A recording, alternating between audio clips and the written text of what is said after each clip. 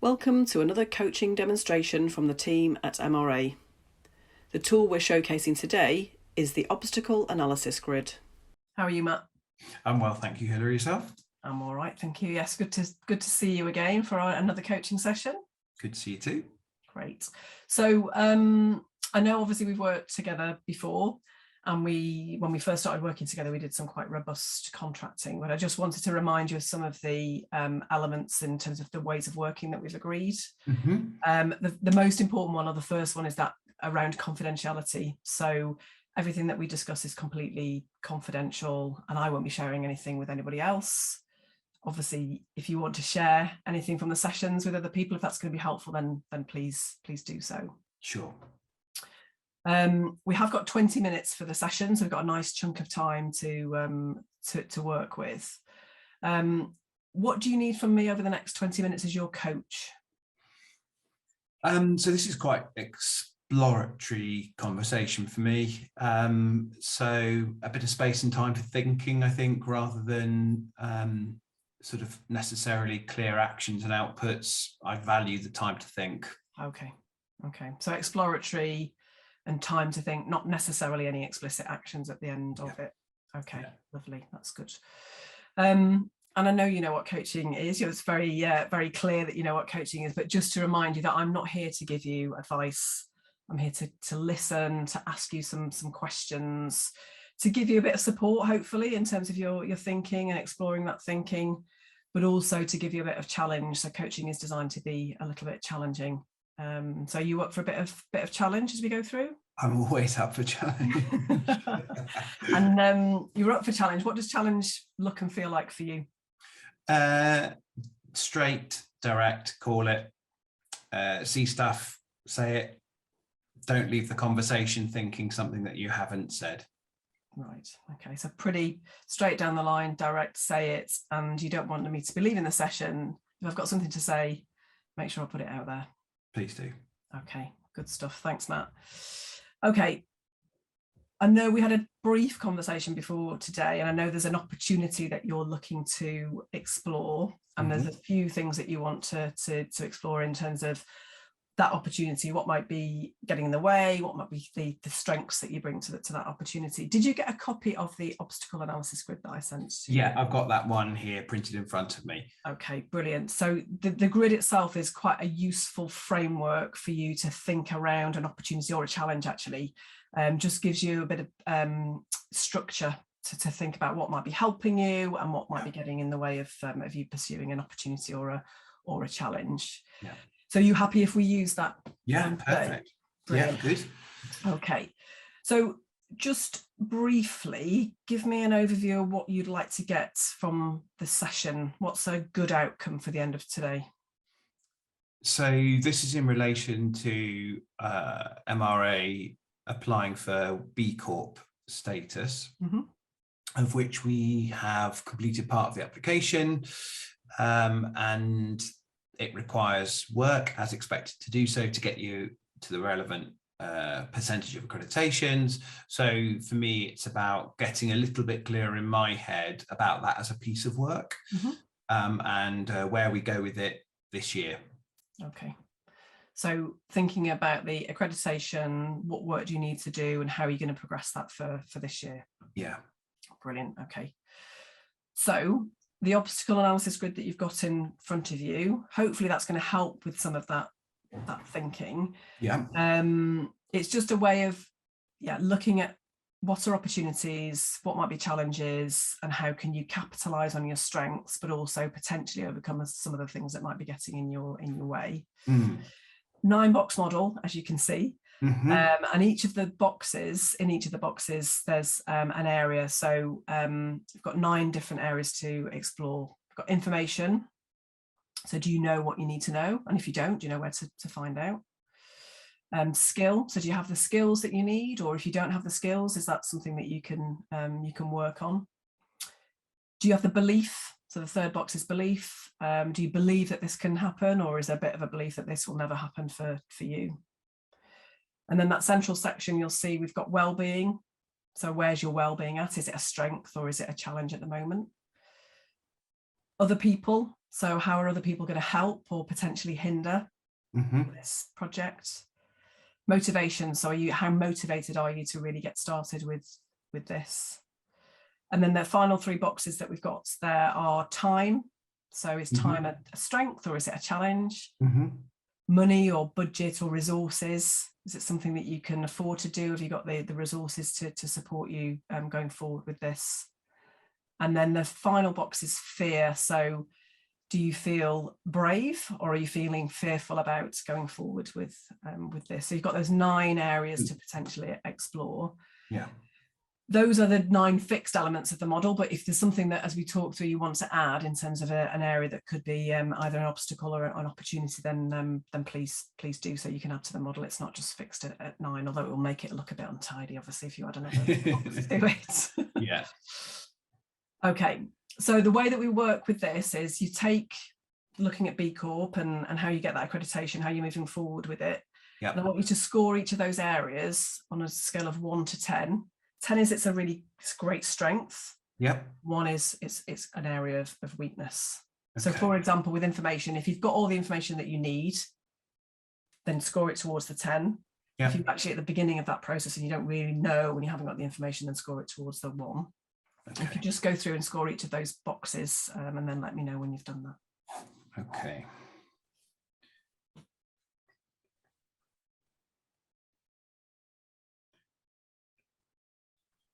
Do you want me to give you the numbers as we go through or just do them all first? Entirely up to you.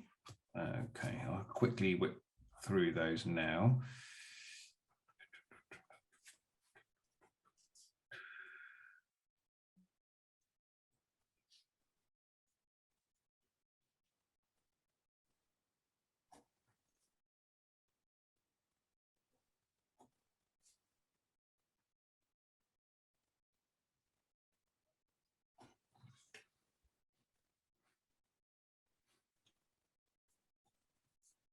Okay, all done.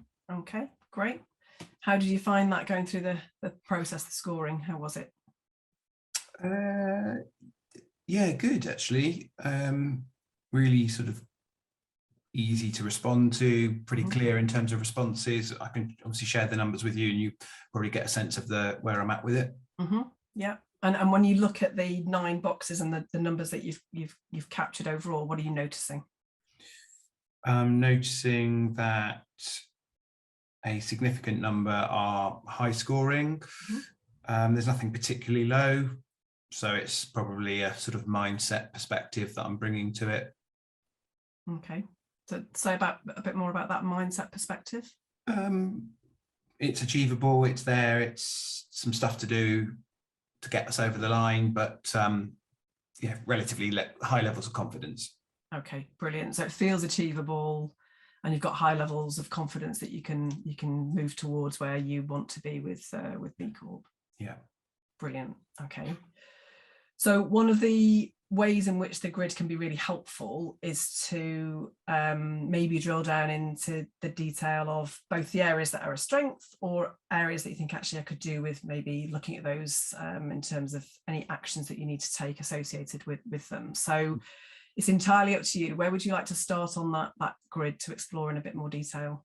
Well, I wonder if it's helpful if I just play back all the numbers and then at least you'll get to see the pattern that I can see, having done those numbers. So if we run sort of top left to top right and then rows, so information 7 out of 10, skill 8 out of 10, belief 8 out of 10, and then all the others are 10. Okay, great. Thank you for that. So as you said, there's some real strengths, some areas that are 10s, which gives you a real strength, real opportunity. Yeah. So which of those would you like to explore in a bit more detail? Probably belief. Okay. Okay, probably belief. As a recorded coaching session that many people will see. Let's go belief. Okay, good. Putting it out there. So you're going with belief. You scored it an 8. So it's an 8 out of 10. What are the things that are contributing it to it being an 8? So I always love to stretch us, raise the bar, do some stuff a bit differently. I try to be pretty forward thinking when we can be, stretch our own boundaries, stretch the sort of profession and how we show up in the world. So I think that's probably giving us an 8. Okay. So that willingness and want to stretch and be kind of really forward thinking, that's giving you and contributing to that belief being an 8. What else?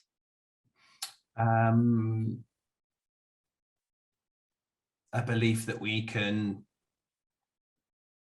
trailblaze for organizations that potentially it wasn't created for, and potentially we can be someone who shows others that we can stretch into a sort of different field, different marketplace, and still add value. Yeah, lovely. So trailblazing, in the coaching industry.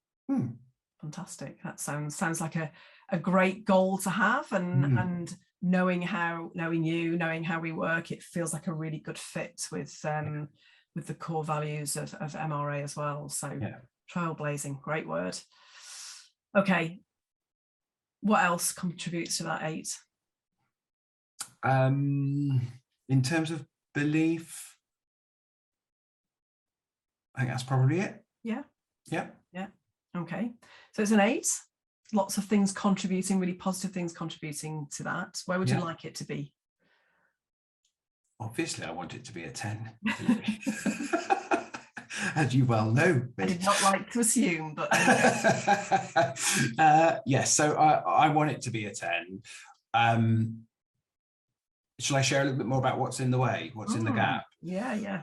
So I think what's in the gap is I've completed the formal application online, so I'm really aware of what it consists of, what organizations need to be able to showcase really good sort of B Corp behaviors and standards.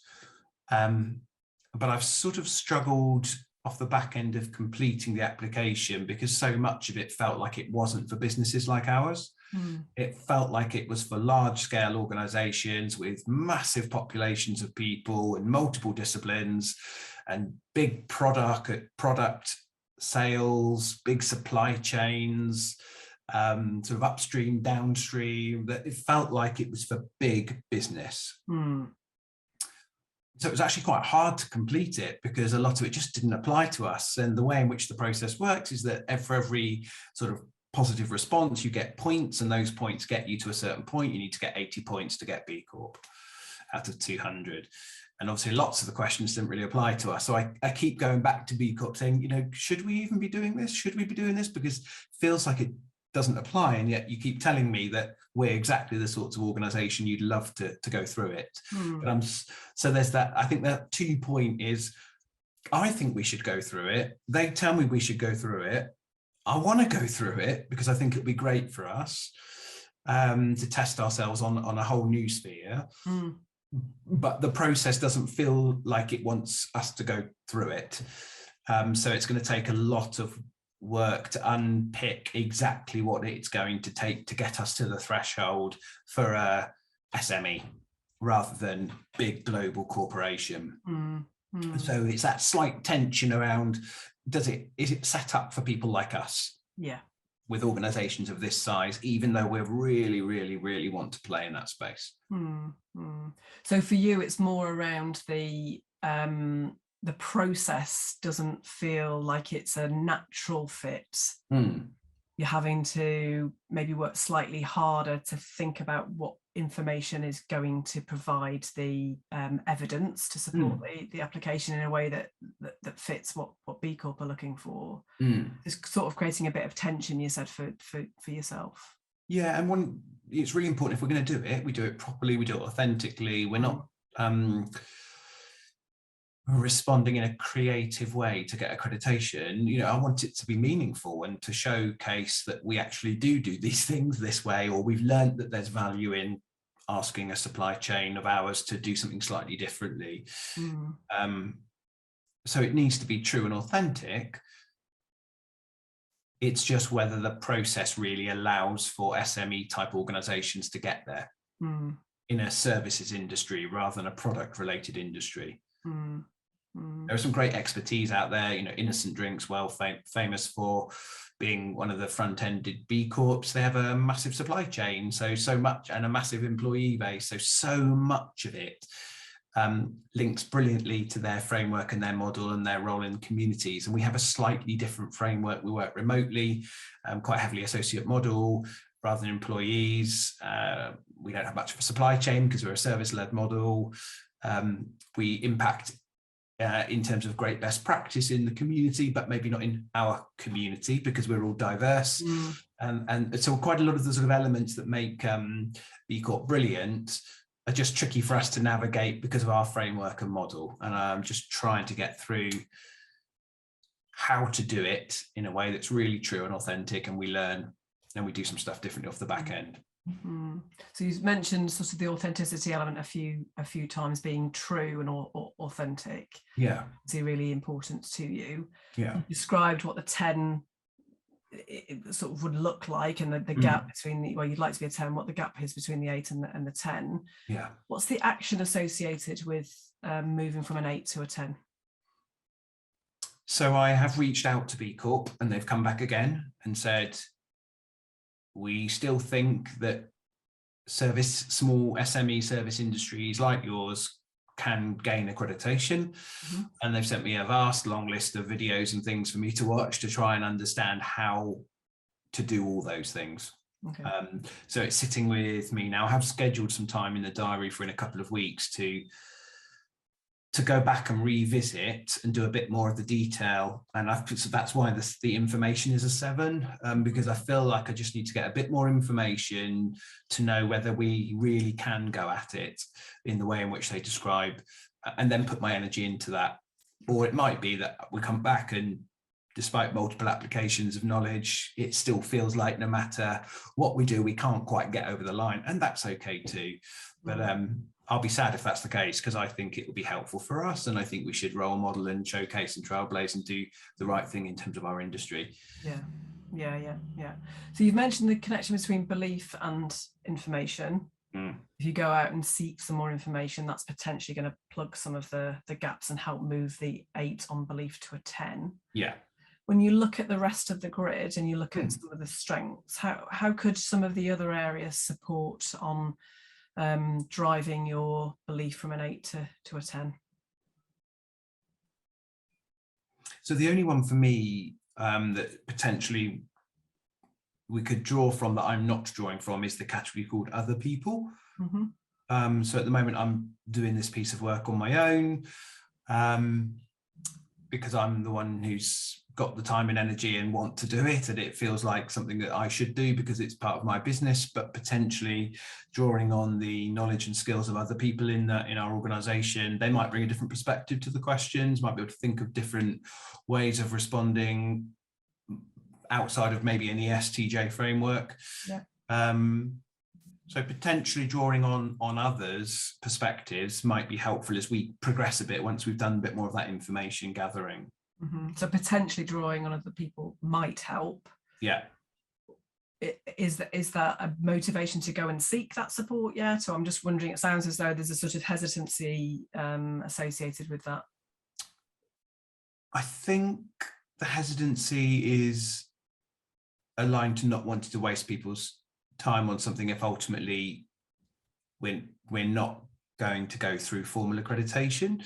So I think the value for me is do the little bit of extra research, get clear that we can definitely play here. And then that's the point at which I go again with some more best practice and bring some of the team thinking into play, which we should do anyway. It's sort of best practice in terms of B Corp application. So it'd be something great to do. Just get the information that confirms that we can definitely go, and then bring all of that information to life. Yeah. Okay. So from what you've described, what are your next steps associated with what we've just explored?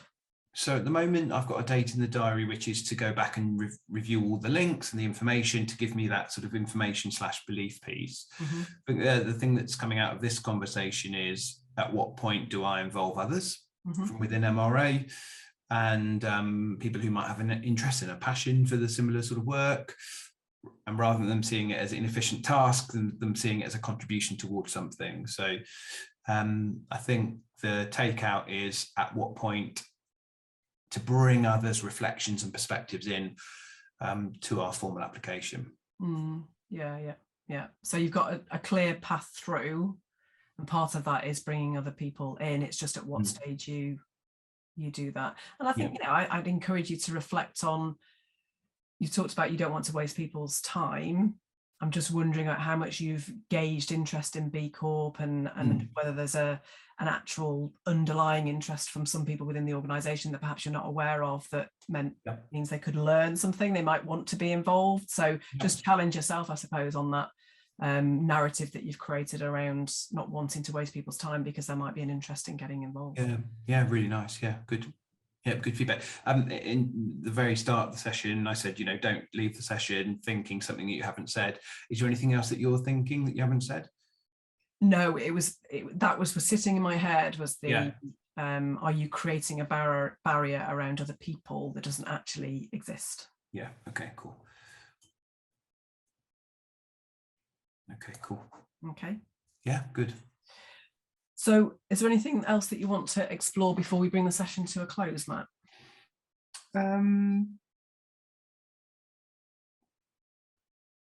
No, I don't think there is. I feel like it's nice when you look at the numbers and you think, actually, 2/3 of them are saying we're in a really strong place for this, belief, money, skill, we're in. There's just a couple of bits for me, top and tailing, that then feels like it gives me permission to really go at it. And I am really committed. It costs quite a bit of money. And yet that still doesn't really bother me, because it feels like it's a good thing to do, and that people around us would be really proud of us, our kids would be really proud of us, and others would be really proud of us. So it feels like a really good thing to do. Yeah. And against that initial objective of exploring and having that time and space to explore the topic, how do you feel like you've done against that? Yeah, good. I'm really interested to shift the thinking from self to others. That for me is the bit that I'm taking from this conversation. Okay. So I appreciate the sort of directness of the feedback as well. It's good. Brilliant. Great. With all of these frameworks, I know we've had 20 minutes. There might be other things that as you look at the scoring, that you want to reflect on, have a further discussion on. Obviously, we can pick that conversation up at a later date if it's going to be useful.